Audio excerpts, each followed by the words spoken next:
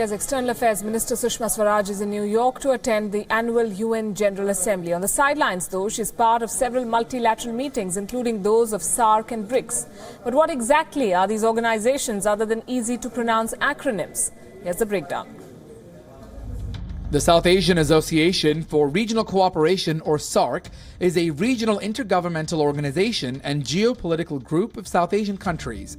Its member states include Afghanistan, Bangladesh, India, Nepal, the Maldives, Pakistan, and Sri Lanka. But the conversation at SAARC is often dominated by the relationship between India and Pakistan. In fact, the last SAARC summit, which Pakistan was to host last November, was cancelled when India boycotted the event. Diplomatic tensions between the two were at fever pitch after the September attack on an Indian army base by Pakistan-based terror outfits. Afghanistan, Bangladesh, and Bhutan decided to skip the summit as well, which had to be indefinitely postponed. The biggest obstacle facing SAARC, other than the Indian-Pakistan relationship, is Nepal and Sri Lanka's growing relationship and reliance on China.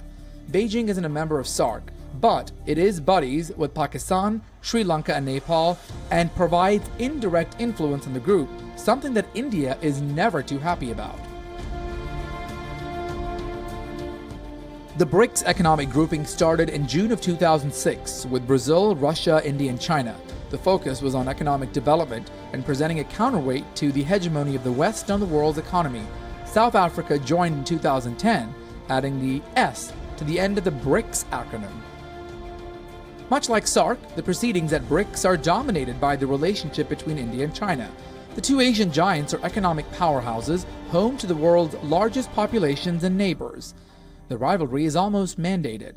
The last summit hosted by China earlier in September came after both countries called for peace after a standoff in Doklam, this at the tri-junction of India, China, and Bhutan.